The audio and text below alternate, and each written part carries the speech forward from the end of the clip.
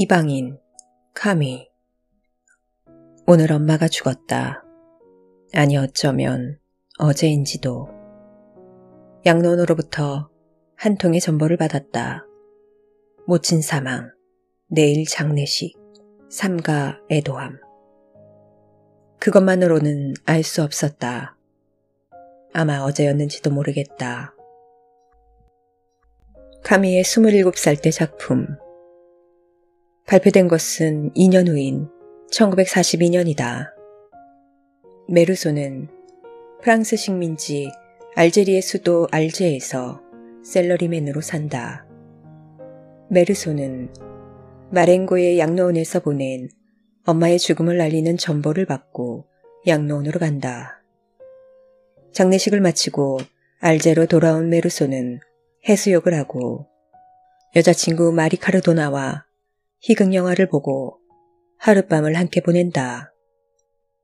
어느 날 메르소는 마리아와 함께 같은 아파트에 사는 레몬 친구의 별장에 간다. 그곳에서 우연히 불량배의 싸움에 휘말려 레몬을 다치게 한 아랍인을 권총으로 죽이고 만다. 메르소는 재판에서 마치 이방인처럼 담담하게 죄를 인정한다. 재판관이 살인 동기를 묻자 메르소는 태양이 눈부셔서 라고 답한다. 메르소는 사형 판결을 받지만 속죄 기도를 거부한다. 오히려 나의 처형에 많은 사람들이 모이고 나를 증오하고 규탄하는 것만이 나의 바람이다 라고 외친다. 알베르 카미. 알제리 몽드비에서 이주민 가정의 둘째 아들로 태어났다. 제1차 세계대전에 참전했던 부친이 전사하자 홀어머니 스라에서 가난한 어린 시절을 보냈다. 알제대학 철학과에 진학했으나 지병인 결핵으로 교수가 될 것을 단념하고 졸업 후 1938년 알제 레피블링행에서 신문기자 생활을 했다. 제2차 세계대전 중에는 저항운동에 참가해 레지스탕스 기간지 콩바의 주피를 맡았다.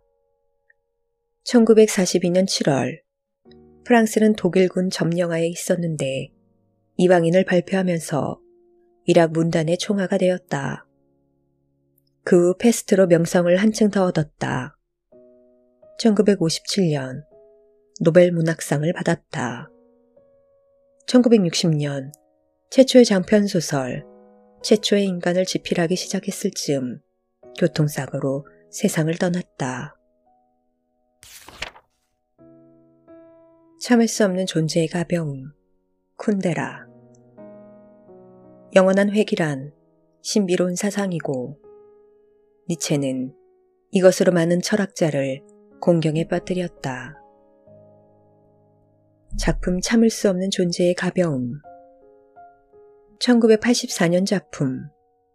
인간의 삶과 죽음을 가벼움과 무거움이라는 포스트 모더니즘 기법으로 실험한 선구적 작품으로 평가된다.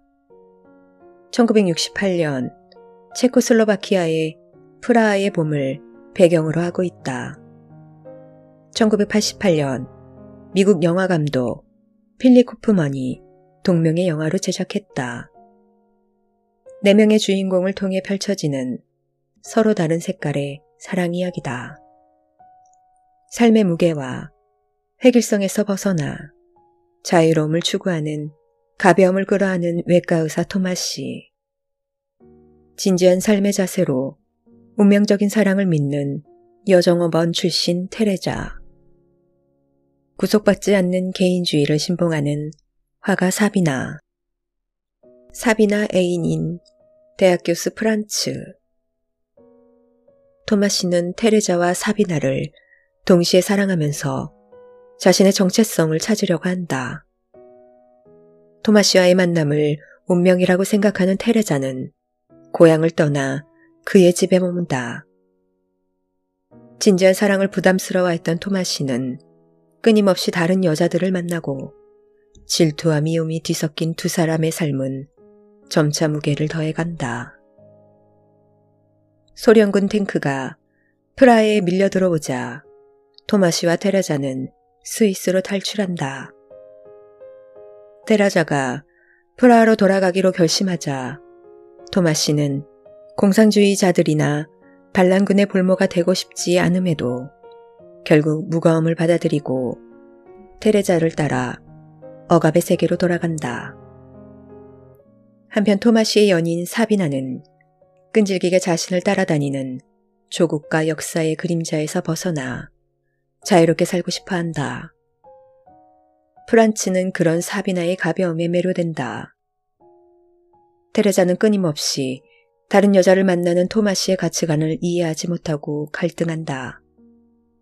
한편 자유분방하며 독립적인 삶을 영위하는 사비나는 조국 체코의 예술가 아버지 애인 프란츠를 배신해야 하는 외로운 존재로 자신의 삶을 고수한다. 본문 중에서 역사란 개인의 삶만큼이나 가벼운, 참을 수 없을 정도로 가벼운, 깃털처럼 가벼운, 바람에 날리는 먼지처럼 가벼운, 내일이면 사라질 그 무엇처럼 가벼운 것이다. 밀란 쿤데라, 체코슬로바키아 브루노의 중산층 가정에서 태어났다. 아버지 루드비크 쿤데라는 체코의 유명한 음악학자이자 피아니스트였다.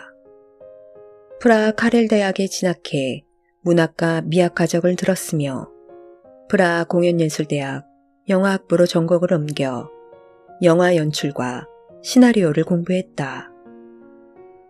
1950년 정치적 간섭으로 잠시 학업과 연구활동을 중단했다. 이때 반공산당 활동이라는 제목으로 공산당으로부터 추방당했다. 그는 이때의 심정을 농담에서 풀어냈다. 체코 공산당에 많은 영향을 받았으며 EU 입당과 탈당을 반복했다. 1958년 프라하 공연예술대학 영화학과에서 교수로 재직했다. 제2차 세계대전 후 희곡 열쇠의 소유자 푸타코비나 단편 미소를 머금게 하는 사랑 이야기 등을 발표했다. 프라하의 봄 이후 이어지는 정부 주도의 숙청으로 모든 공직에서 해직당하고 저서가 압수됐다. 1975년 아내 베라와 함께 프랑스로 망명해 프랑스 브르타뉴의 렌 대학에서 개건교수로 지내며 비교문학을 강의했다. 프랑스 등 제3국에서 발표된 장편소설 삶은 다른 곳에, 이별의 왈츠, 웃음과 망각의 책 등은 큰 반향을 불러일으켰다. 1981년 희곡 자크와 그의 주인이 프랑스에서 출간돼 커먼웰스상을 수상했고 프랑스 국적을 취득했다. 1984년 참을 수 없는 존재의 가벼움으로 세계적 작가로 인정받았다. 나는 고양이로서이다.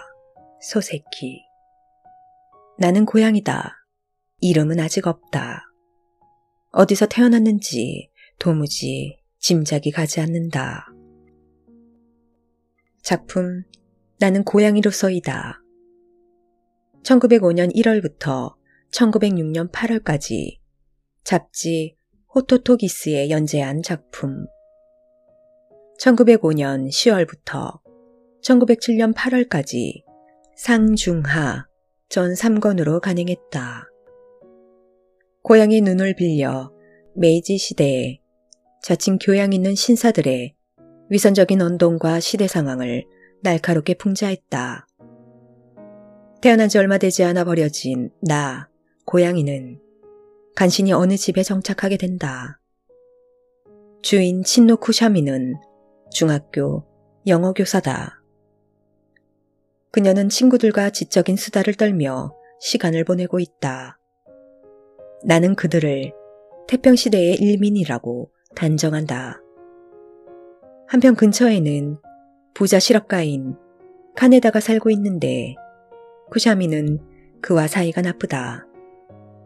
나는 그들의 대립이나 일민들의 수다나 카네다의 딸 토미코와 쿠샤미의 옛 제자 칸케치의 연애나 인간들의 기묘함 등을 관찰한다. 등장인물 하나하나의 말로를 동정한 나는 세상사의 허무함을 통감하고 냉정한 관찰자의 역할을 포기한다. 나는 인간들이 남긴 맥주를 마신 후 마당에 나간다. 술에 취해 물독에 빠진 나는 연불과 함께 죽어간다. 나스메 소세키, 본명 긴노스케, 도쿄에서 태어나 도쿄대학 영문과를 졸업했다. 중학교 교사와 교수 생활을 거쳐 1900년 문부성 장학생으로 선발되어 2년간 영국 런던에서 유학했고 귀국 후 도쿄대학 강단에 섰다. 1905년 호토토기스에 나는 고양이로서이다를 발표했다. 1907년 교직을 사임하고 아사히 신문사에 입사해 우미인초를 연재하고 도련님, 풀베개 등을 발표했다. 신경쇠약과 위궤양 등 지병을 앓다가 명함을 집필하던 중 사망했다. 데미안, 헤세. 내 이야기를 하자면 훨씬 앞에서부터 시작해야 한다. 할 수만 있다면 훨씬 더 이전으로 내 유년의 맨 처음까지 또 아득한 나의 근원까지 올라가야 하리라. 작품 데미안. 데미안이란 말은 데몬과 같은 뜻으로 악마의 흘린 것이라는 뜻. 에밀 싱클레어의 청년 시절 이야기라는 부제가 붙어 있다. 제1차 세계대전 중인 1916년에 썼지만 전쟁이 끝난 직후인 1919년 출간했다. 작가로서 이미 유명했던 헤세는 이 작품에서는 에밀 싱클레어라는 가명을 사용했다. 1920년 판부터 저자 이름을 헤르만 헤세로 바꿔서 출간했다. 싱클레어는 신앙과 지성이 조화된 가정에서 성장했다. 그가 자란 환경은 말 그대로 밝은 세계이며 선의 세계다. 어두운 생활을 하던 싱클레어는 데미안을 만나고 자기 자신 속에 두 세계, 즉 금지된 것과 허락된 것의 사이에서 심한 갈등을 겪는다. 베크는 싱클레어를 술집으로 유혹한다. 싱클레어는 베크와 함께 카인과 아벨 신화의 이중성, 성의 금욕주의, 연애 감정에 대해 생각한다. 데미안은 싱클레어의 타락한 모습에 우려를 나타낸다. 싱클레어는 베아트리체를 만나면서 소용돌이치는 마음에서 벗어난다. 싱클레어는 베아트리체의 초상화를 그리면서 그 초상화가 데미안을 닮아가고 있음을 느낀다. 싱클레어는 지구에서 날아오르려고 하는 새를 그려 데미안에게 보낸다. 데미안으로부터 편지 한 통이 도착한다. 더 나은 세계를 향해 날아가는 새, 먼저의 세계를 파괴하고 나온 새, 신, 아프락사스에 관한 이야기다. 오르간 소리에 이끌려 어느 교회로 들어간 싱클레어는 연주자 피스토리오스를 만나 아프락사스에 대해 공감하고 아프락사스에 대한 가르침을 받게 된다. 싱클레어는 데미안 어머니 에바 부인이 자신의 내부에 존재하고 있는 여인상이라는 것을 깨닫는다. 전쟁이 발발하고 데미안과 싱클레어는 함께 참전한다. 싱클레어는 부상을 당해 야전병원으로 옮겨지고 그곳에서 우연히 데미안과 나란히 누워있게 된다. 다음날 아침 데미안은 옆에 없고 싱클레어는 자신의 내면으로 들어가 친구이며 지도자인 데미안과 꽃 같은 자신의 모습을 본다. 본문 중에서 새는 알에서 나오려고 투쟁한다. 알은 새의 세계다. 태어나려고 하는 자는 하나의 세계를 깨뜨려야 한다. 모든 인간의 삶은 각자 자신에게로 이르는 길이다. 인간은 서로가 이해할 수는 있다. 그러나 각자가 지니는 고유의 뜻을 아는 것은 오로지 본인뿐이다. 제아벌, 도스토예프스키. 찌는 듯이 묻어온 7월 초, 어느 날 해질 무렵, 한 청년이 S골목의 셋집에 있는 자신의 작은 방에서 거리로 나와 약간 망설이듯 느릿느릿한 걸음으로 K다리 쪽으로 걸어갔다. 작품 제아벌. 도스토예프스키가 45세에 완결한 제아벌은 1866년 출간됐다. 8년간의 유형 생활 후 두 번째로 발표한 대작이다. 시대적 배경은 1860년대 후반 러시아의 경제공황. 무대는 페테르부르크의 빈민가다. 23살 청년 라스콜리니코프는 지방 소도시 출신으로 돈 없는 가난한 대학생이다. 어려움에 처한 어머니와 여동생을 구하고 자신도 대학을 졸업한 뒤 출세의 길을 가고 싶어 했던 그는 목돈 마련을 위해 전당포 노파를 죽인다.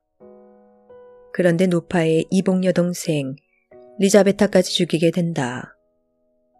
제2의 살인으로 심한 양심의 가책을 느꼈고 악몽에 시달렸다. 예심 판사는 자수를 권한다. 순결한 소녀를 만나 사건의 진실을 이야기하게 되면서 심적 변화를 일으킨다. 자수를 하고 시베리아 유언길에 오른다. 소녀는 감옥 근처에 살면서 라스콜리니코프의 갱생을 돕는다. 표도르 도스토예프스키. 톨스토이와 함께 19세기 러시아 문학을 대표하는 문호. 모스크바 빈민병원 의사의 둘째 아들로 태어났다. 1843년 상트페테르부르크 공병사관학교를 졸업하고 문학의 길로 들어섰다. 1846년 처녀작 가난한 사람들로 주목받았다. 1849년부터 공상적 사회주의 경향을 띤 페트라셰프스키 모임에 출입하기 시작했고 고골에게 보내는 벨린스키의 편지를 낭독했다는 이유로 사형 선고를 받았다. 하지만 극적인 순간에 사형 집행이 취소돼 유형을 떠나게 된다. 1864년 지하 생활자의 수기를 발표했다. 가난과 지병인 간질병에 시달리면서도 제아벌, 백치, 악령, 카라마조프가의 형제들 등 걸작을 남겼다. 1881년 폐동맥 파열로 숨을 거뒀다. 폭풍의 언덕, 에밀리 브론테.